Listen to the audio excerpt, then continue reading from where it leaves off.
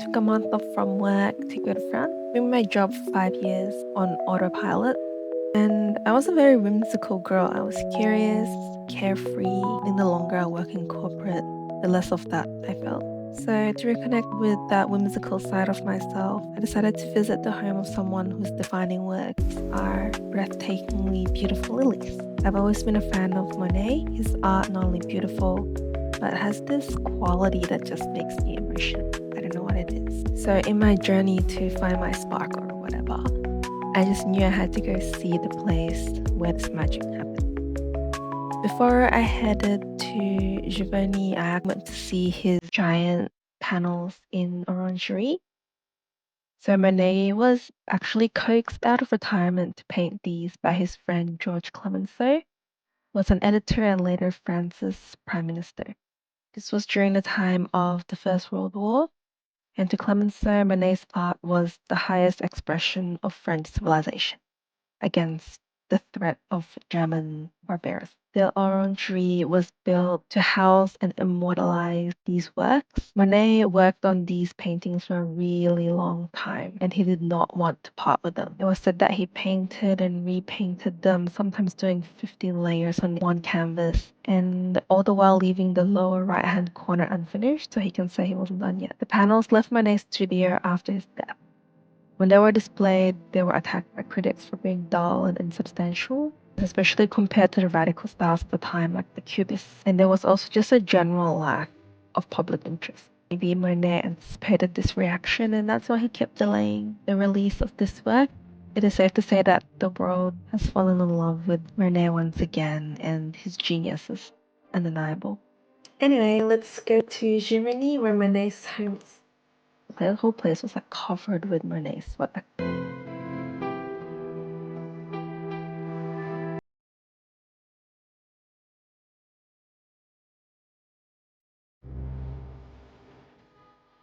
You know, as a little corporate cog, my life is defined by deadlines and efficiency. But being here reminded me that there's like so much more to life than that.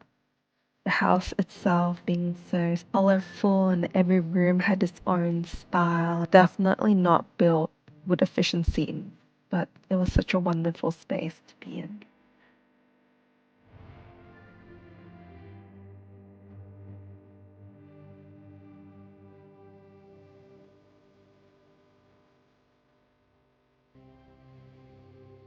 Honestly could not wait to see the lilies that inspired him. A really big pleasant surprise was the way from the house to the lily pond was this beautiful garden with Japanese influence, and it was so chill and nice to walk through.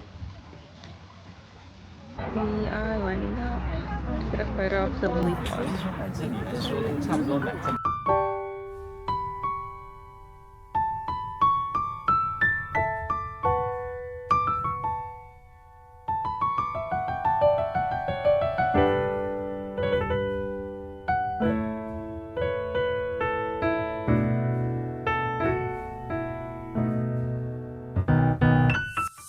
Hope you enjoyed this trip as much as me. I can definitely feel my spark coming back to life. Really curious about the lives of the royalties that lived here, so we went on a guided tour of the king's apartment, and they took us through the whole place and described what every room was used for. They had so many rooms, and each room had a very distinct purpose. Some rooms are for dining in, well, lots of them were for dining in. Some were studies, private rooms where they hang out with their besties, I guess, and then the more public ones where the king and queen would mingle with the court. And I can't comment of how good of a ruling class they were, but they were definitely top notch in terms of taste and how to live their best life. The most prominent person that came to mind was Marie Antoinette. My humble opinion, I don't think she deserved a brutal ending. She was just a girl, and when she married Louis at 14, she was literally just a girl. Anyway, we also explored the gardens in his golf cart, which I really recommend. It's quite pricey, and we almost cheaped out, but the garden of Versailles is so expansive and endless, and there's lots to see, and if you're just walking around, you're not going to be able to get too much. And also the buggy itself was kind of fast and really breezy and really fun to ride, so I recommend. And we stopped outside the Petit Trianon, which is where Marie Antoinette would hide away from society and have some privacy of her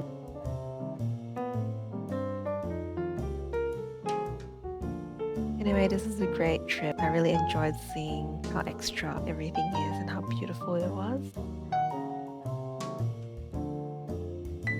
Up until this point, we were based in Paris, and after this trip, we actually left and took a scenic route down to what? We are at Avignon, and we just picked up our car. I think we have finally found the entrance.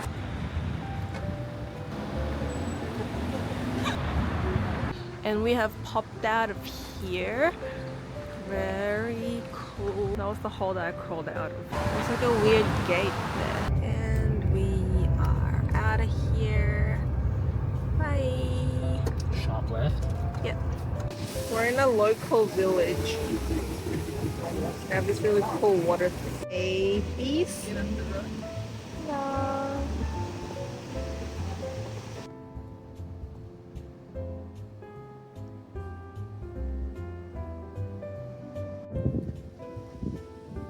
What a bro, it's just chilling out. So do people just take these out? That's cool.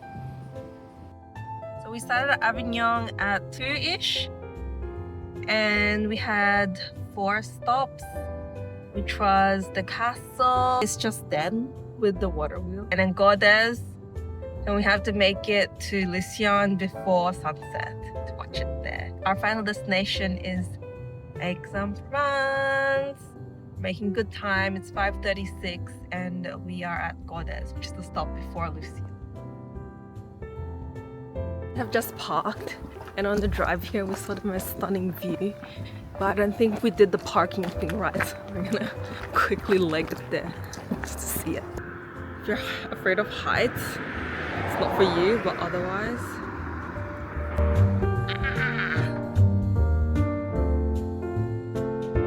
Did you say it was an old commune? It's not a village though, like... Oh, what village this is. It's like the village of the billionaires.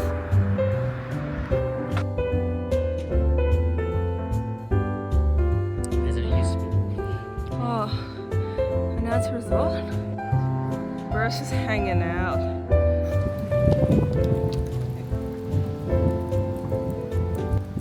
We're gonna get a ticket.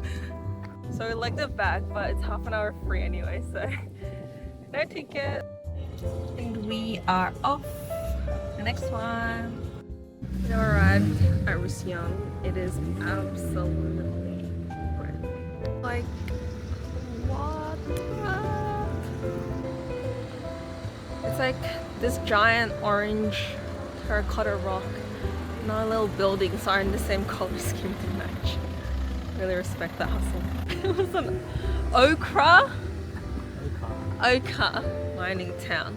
Like the pigment, like the color. Ochre. Guys, we found the mysterious substance. The ochre, our main character. This is cute.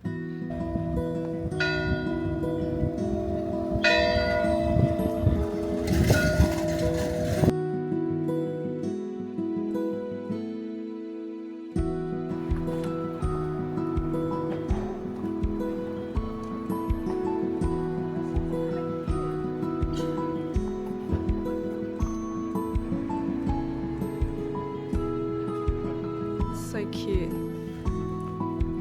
Everywhere you look, stunning.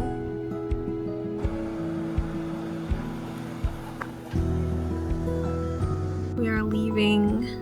It's so sad. It's absolutely so beautiful. Now we're gonna go all the way to our final destination, which is Aix-en-Provence. This road is insanely beautiful at sunset.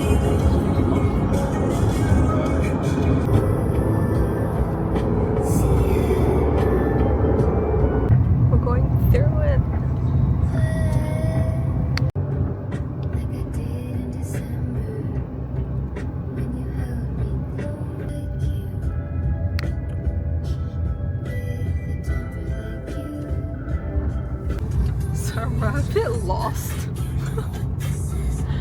but like it's kind of a vibe. Like, where are we going? And it's this one way, and this is the right way. It's giving like Belle's dad pulling up to the Beast's castle in the woods. So he died.